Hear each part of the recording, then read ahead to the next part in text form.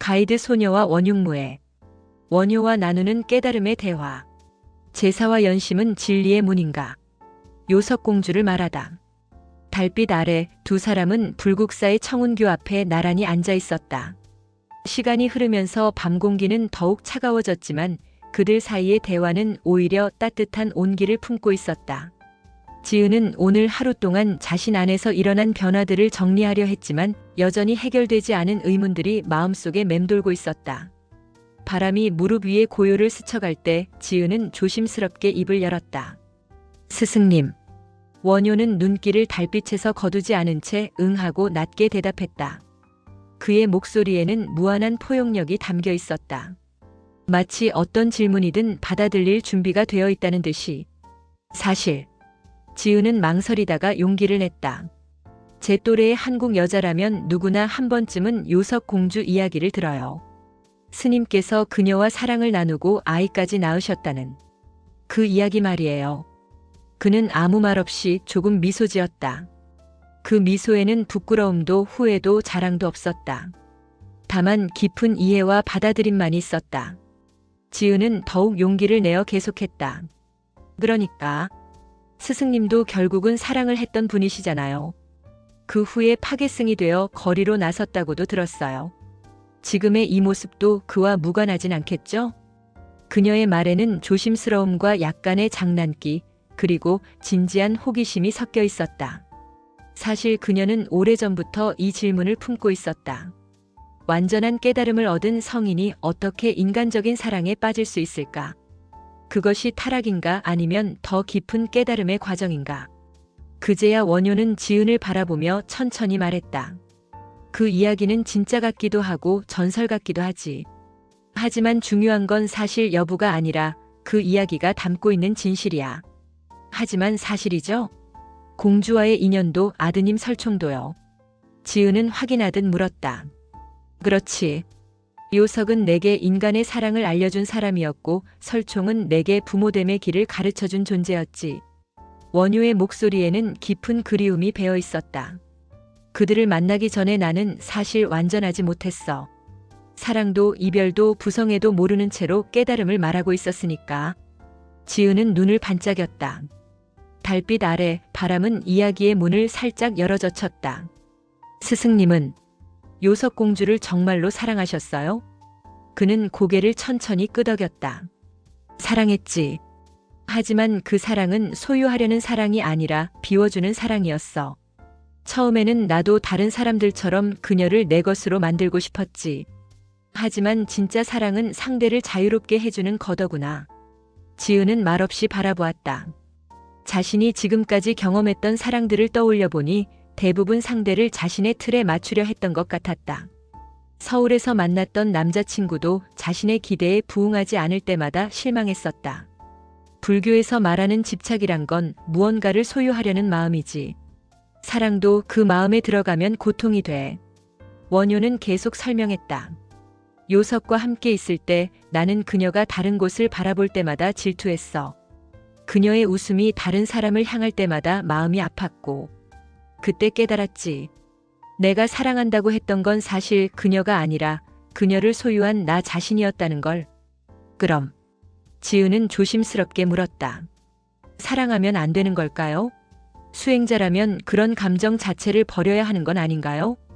그는 단호하게 고개를 저었다. 아니야. 사랑은 해야 해. 사랑하지 않고서는 진정한 자비를 알 수 없어.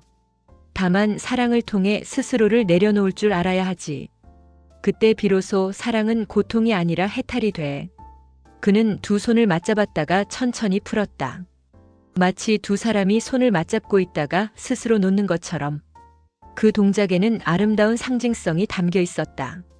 요석은 나에게 질문을 던진 사람이었어. 부처님을 따르면서도 한 사람을 깊이 사랑할 수 있는가?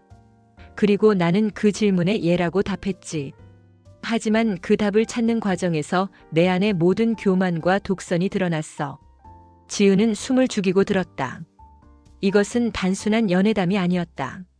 한 구도자가 인간의 가장 원초적인 감정과 맞닥뜨리면서 겪은 내적 투쟁의 기록이었다. 설총이 태어났을 때 원효는 계속했다.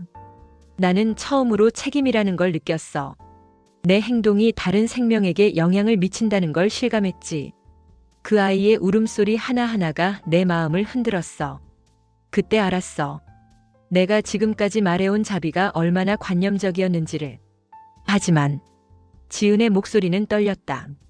결국 떠나셨잖아요. 그래. 나는 떠났지. 원효의 목소리에는 깊은 슬픔이 배어 있었다. 하지만 그것은 도망이 아니었어. 그녀와의 사랑은 나를 붙잡지 않았고 나도 그녀를 붙잡지 않았지. 우리는 서로를 향한 연심을 가지고도 그것을 집착으로 만들지 않기로 했거든. 어떻게 그럴 수 있어요? 지은은 이해할 수 없다는 표정으로 물었다. 사랑에는 두 가지가 있어. 하나는 상대를 통해 자신의 결핍을 채우려는 사랑이고 다른 하나는 상대의 행복을 진심으로 바라는 사랑이야. 전자는 집착이고 후자는 자비지. 요석과 나는 서로의 성장을 위해서라면 이별도 받아들일 수 있는 사랑을 했어. 지은은 잠시 말을 잇지 못했다.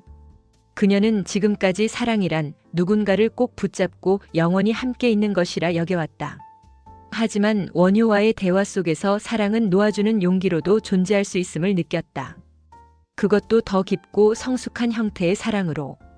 요석은 원효가 계속했다. 내가 떠날 때 이렇게 말했어. 당신이 진정 사랑하는 건 나가 아니라 진리겠지요. 그럼 그 길을 가세요. 나는 여기서 우리 아이와 함께 당신을 기다리겠어요. 당신이 찾은 진리가 언젠가 우리에게도 빛이 되기를 바라면서.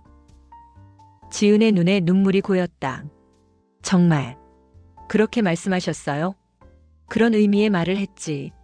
그 순간 나는 알았어.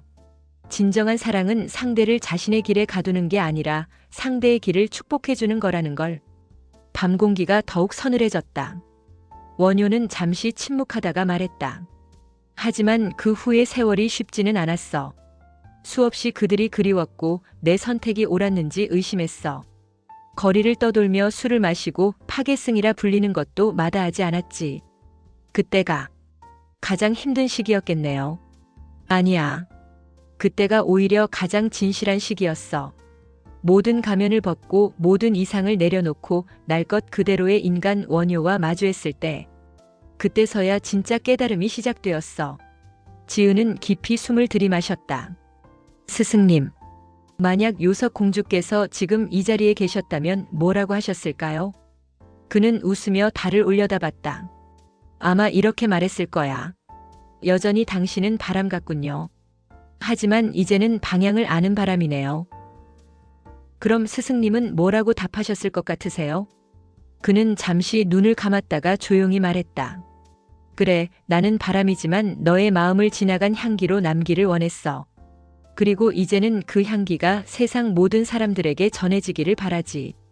지은의 눈에 눈물이 맺혔다. 사랑이라는 감정이 이렇게 깊고 아름답게 풀릴 수 있다는 걸 그녀는 처음 느꼈다. 이것은 단순한 포기나 체념이 아니었다. 사랑을 통해 더 큰 사랑에 이르는 길이었다. 설총은 어떻게 지내셨나요? 지은이 궁금해서 물었다. 훌륭한 학자가 되었어. 이두문자를 만들어서 우리말을 글로 쓸 수 있게 했지. 그 아이는 내게서 물려받은 것은 아버지의 피가 아니라 진리를 향한 갈망이었어. 그것으로 충분해. 가끔 보고 싶지 않으세요? 매일 보고 있어. 바람에 실려오는 소식으로 사람들의 입에 오르내리는 이야기로 밤하늘의 별빛으로. 사랑하는 사람은 결코 멀리 있지 않아. 지은은 그 말에 깊이 감동했다. 스승님, 저는 이제 좀 알 것 같아요. 왜 사람들이 불교를 깨달음의 종교라고 하는지. 그래, 지은아. 불교는 세상을 외면하는 게 아니야. 세상을, 사랑을, 사람을 깊이 이해함으로써 초월하는 거지. 도망치는 게 아니라 받아들이고 변화시키는 거야. 그녀는 조용히 고개를 끄덕였다. 자신이 지금까지 가졌던 불교에 대한 편견들이 하나씩 사라지는 것을 느꼈다. 금욕적이고 냉정한 종교가 아니라 인간의 모든 감정을 포용하고 승화시키는 지혜의 체계였구나. 스승님, 오늘은 정말 제 안에서 무언가가 놓였어요.